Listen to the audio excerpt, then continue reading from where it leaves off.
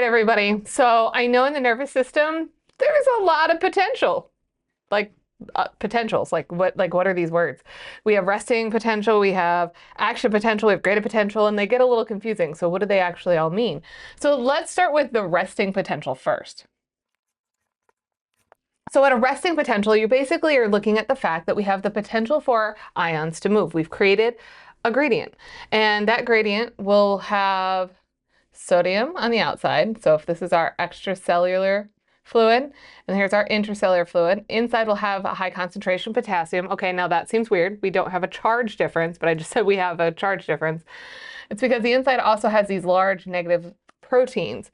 And so if you were to take an electrode and stick one on the outside, hook it up to a box, and then stick another electrode on the inside, it would be about 70 millivolts different between the two, making the inside more negatively charged. So we have what we call an electrochemical gradient. So these want to go in because of the concentration gradient, but also because of the fact that the inside is negative.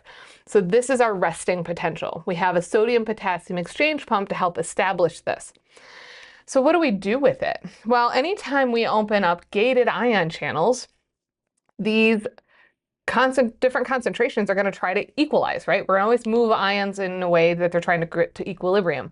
So we're going to start moving ions across the membrane. And anytime we move ions across the membrane and get something different than the -70, that's a graded potential. So with a graded potential, it's any change other than that -70. So let's talk graded potentials first.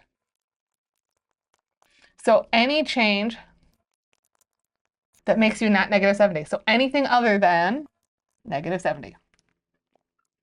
Now with this one, how do we do it? We just talked about the channels that we're going to use are gated.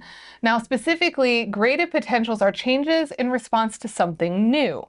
So we're talking about picking up information. So I guess we're talking location here.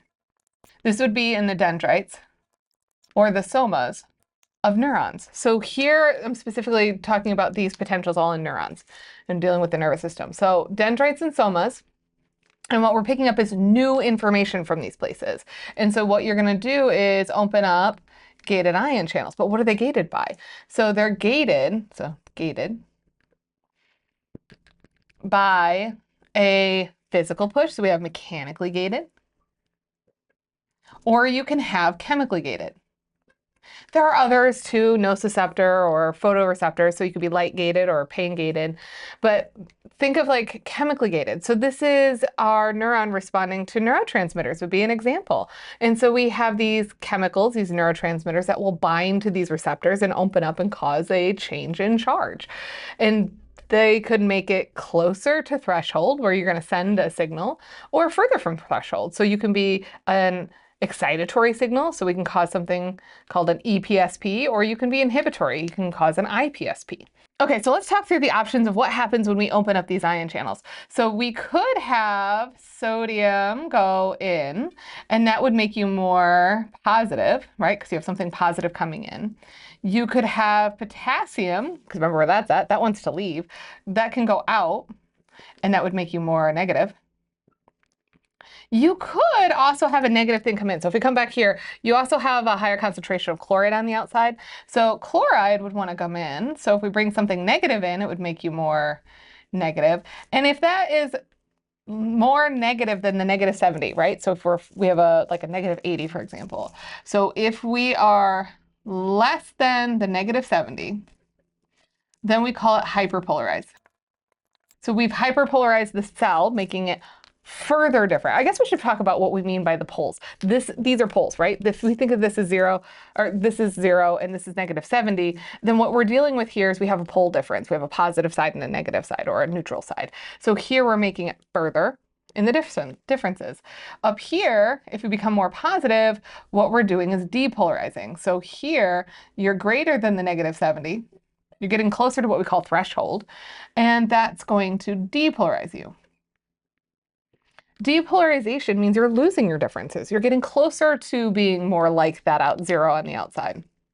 So this is dealing with the graded potential. Now, I keep referencing threshold. A threshold is a point in which we decide to send a signal. That signal that we send is the action potential. So this is the signal. So this is your signal. So if you're looking at location, this is going to go down the axon. And instead of using mechanically or chemically gated ion channels, instead of using new information to open up the doors, you're responding to these changes here. So the graded potentials cause an action potential. So if you're thinking about this in order, you have a resting potential, you open a door, you end up with a graded potential, some kind of change, which will then cause an action potential if you get to threshold. So when you're looking at these gated ion channels, what they're responding to is this electrical charge here. It's that depolarization getting up to a -55. And so these are voltage gated. So different location, different kind of gated ion channel. And then there are specific steps to this one. So step one is sodium ions are going to go in. So we are going to depolarize. Now specifically, we're depolarizing from threshold, which is -55, and we're going to go up to a +30. And this is in millivolts. Then you'll close those sodium ion channels and then open potassium. So now we have potassium open. Remember, potassium wants to go out. This is, remember, same time, Na plus channels close. And so if potassium, so these are closed, no more positives coming in, and then potassium doors open, potassium now wants to leave because remember now we're positive and we have a high concentration in there. So they're gonna go out, which will repolarize us. So this is going to get us back to that -70. So from this one, we're going to go from that +30, that peak we were just at, and we're going to go back down to resting at -70. Now step 3, when you get to that -70, you're going to start to close the potassium ion channels. So what's going to happen is extra potassium sneaks out, and so what we end up having is this moment where we're lower than the -70. And so that works like earlier, right? If we're lower than the -70, this is going to be hyperpolarization. And then we use that sodium-potassium exchange pump to reset to get back to resting potential. And it just kind of cycles around depending on what you're trying to communicate. I hope that helps clarify these ones. Thanks for watching.